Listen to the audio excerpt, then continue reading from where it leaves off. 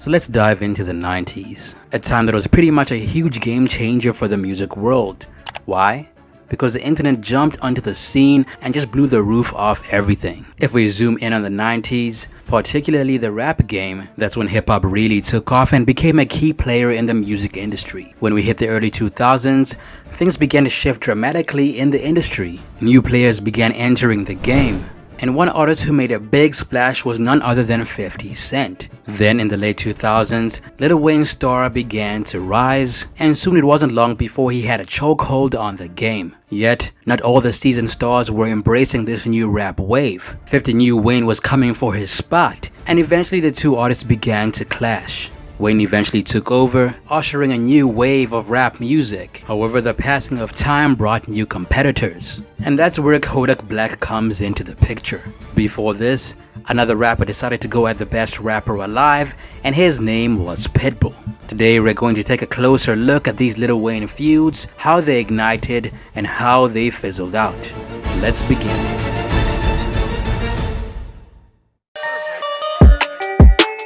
What up guys, Ali here and welcome to Ali Talks Music. Add me on Instagram at Ali Talks Music as well. And don't forget to subscribe and hit the notification bell. Now let's get into the video. Now the tension between 50 Cent and Wayne began when Wayne was about to hit the big time. 50 claimed that Wayne was stealing his mixtape format, which he had begun around 2002. Then, still in the mid-2000s, 50 kicked things off by throwing shade at Wayne, accusing him of collaborating with too many artists. He basically called him a in a chat with Funk Master Flex. But then he also gave Wayne his flowers, saying that Wayne's verses were good and also made the songs better. In 50's own words, a whore sleeps with whoever will pay them. So we gotta call him a whore if he will just go with whoever pays him to be on their records. He makes those records good. It's just that he works with anybody. You gotta kinda make it an event. Then 50 began throwing shots at Birdman through his track Part-Time Lover, accusing Wayne and Birdman of being more than just business partners. He said the following. You make me wanna kiss you like baby kiss Wayne, and make you call me daddy like baby do Wayne. And what makes him even, listen, what makes him even legitimate conversation? How many records did his last record sell? Not this, is it interesting? Come on, tell me something interesting. A million? A million records. That makes him what? That makes us the same because we both rap. Does anybody who rap, does that put them all on the same level, or are they the same people? As far as he's concerned, he's a hot topic conversation now because he has a big buzz. I think that's probably why people. What would consist of his buzz? Features, like a few features that he worked on? That's definitely part of it. And what else? Mixtapes? He wouldn't even be making a mixtape because I invented that. But there's no significance in that. When he freestyles on a mixtape, it's in song format because he's following my format. But they asked me about him like we're the same. Then on his album Curtis, 50 had a track called Fully Loaded Clip. And on that track he accused Wayne's girlfriend Trina of cheating on him with Young Buck, a member of G-Unit. But Trina was telling Wayne, I love you, boo. She was just running games, she told Buck that too. Around 2008, MTV hailed Wayne as the hottest rapper in the game. And 50 Cent just had to question that. It's like there was a point where I was going, let me see what he'll say. I'm testing to see if he's smart enough, Lil Wayne. And I'm going, you know, I call him a whore. You see how we respond to it. I don't want any problem. And because he's smarter than the other artists. He's looking at it going, I know that there's a huge base of people that have interest in 50 Cent. Why do I alienate that by saying something crazy when I get nothing out of it? You feel what I'm saying? So he just went right back to work. He came and he delivered Lollipop. But before that, like 8 records leaked out, like they are leaked. Shit on BET? Yeah, like 8 of his songs came out, like leaked. And I heard the records, and there wasn't no hits in them. All those records to leak. Like when you get towards the finishing mark of your project, you should have a positive infusion of having multiple options and directions you can go with singles. Now when 8 records out of that album falls out and I don't hear no singles, I go, they sent you out there premature. You see what I'm saying? Wasn't really ready. And, you know, of course he delivered with the Lollipop. It was interesting what he did. I mean, you can see that he has a creative energy that's coming from somewhere new. Because it ain't like rappers don't walk around with guitars. You know what I mean? So he has a personal interest in doing something a little different. Even his clothing is inspired by rock and roll a little bit. You know, but I watch hip hop. He even said, "I'm happy my name came out of his mouth." He doesn't realize he deserves his name to come out of my mouth because he earned it. You feel what I'm saying? The art form itself. Would you feel like you're bigger than the art form? You need to get out of it. You need to quit. You know what I mean? Like, I watch from perspective. There's points where I'm looking and I'm a fan. You know, and then there's points that I'm hearing shit and I'm like, this shit is whack. Like, it's just not right. From some artists, you know what I mean? Like, I got an opinion too.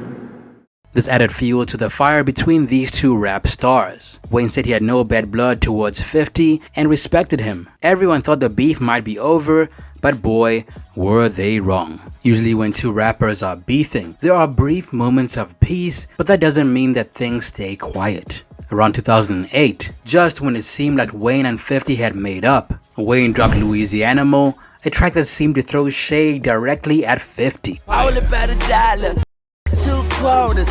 I pour syrup in that vitamin water. Now I don't know about you guys, but I don't think Wayne is the type of guy that would write a fire diss track. Wayne is very good at crafting verses and choruses that sound really good. But as far as rap beef and disses go, Wayne cannot craft an ether or a kill shot. And that's only because Wayne freestyles everything and doesn't write any lines down, making it hard to come up with the perfect disses. Now around 2009, 50 Cent fired back on the track, played this on the radio and on Officer Ricky. 50 had lines like, "And I'm on your heels, Mr. Carter. I heard you. You want me to die ugly? Okay, don't end up on the list. Be a missing person like Cameron, Ja, Joe. Who won some? Who won it? What up? Where you at, Wayne?" A music question. We had an interview with 50 recently, right? And you know, and 50 was talking about the Louisiana record. He said, you know, he should have some. Wayne should explain it because I don't know if he leaked it. I don't know if it was reported before it came out. He said, you know, there's no clarity about that record. Do you have a response for him on that? You said it never rained in Southern California? Wow. That's why I didn't see people with umbrellas. Rain jackets nor boots. Wow, that's crazy. That is just young moolah, baby. Now Wayne kept firing subliminal shots at 50 in collaborations and talking about 50 in interviews. Additionally, in 2010, Wayne was supposed to drop a music video for Money on My Mind, where he can be seen picking up 50 Cent's book, From Pieces to Weight, and laughing at it. 50 of course did not let that slide and fired back in his track Love Hate Love. At the time, rappers were beginning to wear skinny jeans, their clothes were getting tighter and tighter, and 50 used that as an opportunity to take shots at Wayne. He said the following. Why the fuck your pants so tight? You trying to show niggas your alternative life? Now on the same track, Off Subject, 50 also took shots at the Game. He basically called Game afraid to come and see him and reminded Game that he wrote Game's biggest hits. Then out of nowhere, the tension between Wayne and 50 died down. The pair showed up together at a Floyd Mayweather boxing match. However, the tension between Wayne and 50 began to die down prior to this when Wayne had a seizure and 50 Cent reached out. Now just as one beef was blowing over, another one was just beginning. In 2013, Wayne threw shade at the Miami Heat team and stars like Chris Bosh and Dwayne Wade. During an all-star party in Houston, Wayne took shots at the Miami Heat, saying the following. If you was watching the all-star event and you was wondering, damn, why I don't see Weezy there? I just want to let y'all know that the NBA banned me from all NBA events. It's because the Miami Heat told him to ban me. When I say f, you say NBA. NBA. Brian, She-Wade, Chris Bosh, fuck all of them. And I f Chris Bosh's wife. Now, Pitbull did not take too kindly to Wayne's words about his city, especially considering Miami showed so much love to Wayne after Hurricane Katrina. Pitbull then came out swinging with his song, Welcome to Dade County, which was a full-on diss track at Wayne. Moral of the story, don't where you eat. Wayne, being Wayne, tried to let this beef go and apologized for his remarks. He said the following: "What I do want to get out there is that I do apologize for the misunderstanding to the city of Miami. I love everyone here. It's just that I'm passionate about sports and I felt very disrespected. That's all. I felt very, very disrespected." I mean, well, first of all, that's really not even a record for me like that. I really just put that record together because, I mean, I feel that people like Luther Campbell, Two Live Crew, Trick Daddy, Rick Ross, Flo Rida, Trina. I mean, even when I would hang out with like Piccolo, I mean, we worked so hard to make sure that our city has a name, that our city is respected and has an identity around the world. So when I hear certain things, and then we show so much love to everybody. Everybody that come into Miami, we're like, hey, the city's yours, don't worry about it. We show them all the hot spots. We show them where to go. We show them how to make music to a certain extent. Sure. We show them our vibe, because that's why it's called the Magic City. There's something magical about this city. The reason that I made the record, it was real simple. This isn't about a somebody. This is about a something. Okay. And that something is real simple, Miami. And me, I'm not a rapper. I'm not an artist. I'm a businessman. And Miami's my business. If you don't stand for something, you're going to fall for anything. For sure. If you don't know where you're from, you don't know where you're going. So anywhere I go all around the world, I'm always, hey, 305 Dade County. I'm a Miami boy. So to me, when people start to say certain things, I start to realize, and I go, coño, pero espérate, how do we allow this? How don't we just stop it and go, hey, look, Pablo, we got a lot of respect for you. We love the fact that you got, artistically, you're an amazing person. You got amazing wordplay. That's great. Pero it's bigger than that. Sure. You know what is bigger than that? Es ser un macho, es ser un hombre, and to be a man. And a man has a word at the end of the day. With that said, is a man knows that wherever he's at, and he's being showed love, he's being accepted, he's being allowed to give a future to his family. Respeta. That's really what that record is about right there. That is just to wake Miami up and go, oh yeah, don't let people come to the city and not wipe their feet on the rug. Then Pitbull got a hold of Wayne's comments and seemed to understand where Wayne was coming from, but claimed Wayne was out of pocket for saying what he said. Then, fast forward a couple of years, and Wayne is involved in another beef with another rapper, this time with Kodak Black. Kodak Black was the one who kicked things off. Around 2016, Kodak Black rocked the boat when he crowned himself the best rapper alive on Twitter, a title usually associated with Wayne. Keep in mind that when Wayne crowned himself the best rapper alive, he was taking that title from Jay-Z. So this was just a full circle moment for Wayne. Not content with just a verbal jab, Kodak amped things up around 2017, challenging Wayne to a good old-fashioned fist fight. He put it all out on a live on Instagram, upping the stakes from a war of words to a proposed brawl. He said the following: "Tell Lil Wayne, fight me. You know what I'm saying? We finna get in the ring. We finna fight. Me and Lil Wayne. We're finna knock that out.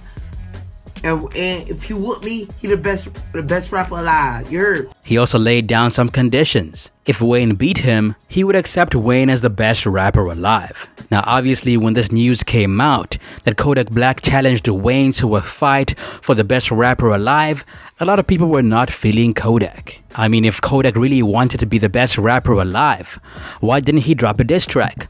Why didn't he challenge Wayne to a lyrical war of words? Instead, Kodak Black challenged Wayne to a fight. So was Kodak trying to be the best rapper alive or the best fighter alive? If Kodak Black was going for the latter, then he should have challenged Floyd Mayweather or Mike Tyson for a fight. Now, you'd think this is some serious beef. Well, funny enough, around the same time, Wayne told the New York Times that he had no idea who Kodak Black was. Now, Wayne kinda lives in his own bubble, so this news was to be expected. But in a way, this was Wayne saying that Kodak Black was not even worthy of his time. This was a serious blow to Kodak Black, especially considering his relatively recent arrival in the rap scene around the mid-2010s compared to Wayne's 2-decade-long reign. Then, out of nowhere, Kodak Black and Wayne made amends. They dropped a song together called Codeine Dreaming, a song off Kodak Black's 2018 album Heartbreak Kodak.